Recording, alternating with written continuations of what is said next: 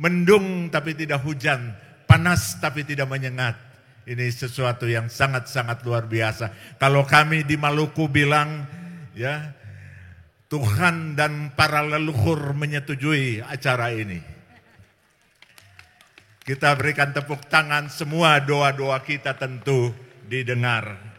Bapak Ibu, hari ini saya hadir di sini mewakili Persekutuan Gereja-Gereja di Indonesia untuk menyatakan keberpihakan dengan HKBP dan gereja-gereja di Sumut yang meneguhkan sikap iman dan sikap sosialnya untuk secara konkret menanggulangi berbagai masalah sosial dan lingkungan yang menjadi isu krisis. HKBP adalah gereja anggota PGI dengan keanggotaan terbesar.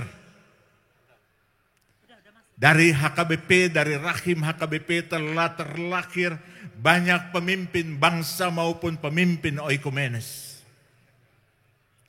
Karena itu nafas dan geliat pelayanan HKBP harus menggetarkan jejaring oikumenes dan lanskap kebangsaan. Dan karenanya saya percaya ketika HKBP menginisiasi pertemuan raya seperti ini, semua mata memandang, semua telinga dipasang untuk mendengar apa yang akan terjadi. Kepedulian tidak dinarasikan hanya dalam kata-kata dan liturgi, tetapi kita saksikan di hari ini, di administrasi, di dalam tindakan. Pembentukan Task Force Peduli Tanah Batak adalah sebuah administrasi di dalam tindakan yang sangat konkret, dan kita mendoakan supaya Task Force ini dapat menjalankan tugas dan fungsinya, terutama di dalam mengelola apa yang menjadi keprihatinan bersama. 4 krisis judi, ya, offline maupun online, narkoba, human trafficking, dan keadilan ekologi. Saya hadir pula di sini karena isu-isu ini, krisis-krisis ini juga bersilangan dengan isu-isu besar gereja-gereja di Indonesia. Bapak Ibu, kami di minggu lalu dikunjungi oleh Kepala BNN dengan deputi-deputinya lengkap, membicarakan bagaimana gereja bisa berdiri untuk menggalang gerakan anti narkoba. Pada 2 minggu yang lalu, saya kunjungi mulai dari Siborong-Borong turun di Selangit sampai sorenya, malamnya masuk di Medan. Satu isu yang saya temukan menjalin perjalanan saya adalah percakapan tentang narkoba. Mulai dari desa di Siborong-Borong sampai hotel bintang 5 di Medan. Dan Kepala BNN bilang, Pak, di dalam pemetaan kami, seperti yang disampaikan oleh Om Poi Eporus tadi, Sumatera Utara yang tertinggi. Oleh karena itu, apa yang diambil sebagai sikap, isu kritis yang harus diintervensi di dalam pengelolaan pelayanan sangat signifikan dan aktual. Belum lagi judi, perdagangan manusia, keadilan ekologi. Kami mengikuti terus bagaimana HKBP mengelola, menggeluti, mengadvokasi isu-isu ini di dalam tindakan-tindakan pelayanan. Saudara-saudara yang kekasih dalam Kristus, ini menjadi role model, menjadi sangat penting untuk kami ambil sebagai contoh. Karena apa, saudara-saudara, kalau kita tanya soal human trafficking, soal judi dan lain-lain, itu juga dikerjakan oleh banyak lembaga-lembaga yang bukan lembaga gereja. Lalu apa bedanya pendekatan berbasis gereja dan pendekatan berbasis lembaga-lembaga non-gerejawi?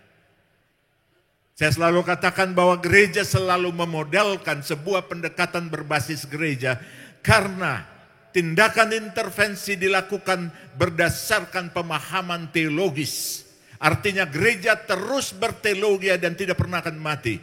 di dalam penanggulangan isu-isu itu. Yang kedua, tindakan intervensi gereja mewujudkan atau merumuskan sebuah kerangka spiritualitas atau dibasiskan pada sebuah kerangka spiritualitas yang dipegang dan dikelola di dalam perilaku etis umat. Karena itu kita dengar spiritualitas ugahari dan lain-lain, sikap menahan diri, sikap berbagi, sikap tidak mengambil lebih.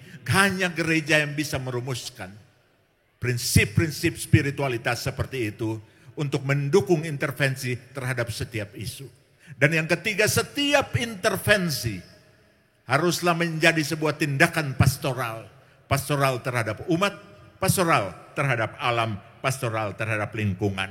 Dan itulah yang sedang dikerjakan oleh HKBP yang diaktakan secara sangat konkret pada saat ini. Saudara-saudara yang kekasih dalam Kristus, kegiatan ini dilakukan menjelang Jumat Agung dan Paskah. Ini sesuatu yang sangat dalam daya reflektifnya. Di saat kita sedang merenungkan, merefleksikan bagaimana Allah di dalam Kristus memberi diri seperti yang dihotbatkan oleh Om Puy Eporus tadi. Dan kita diajak untuk masuk dan memberi diri.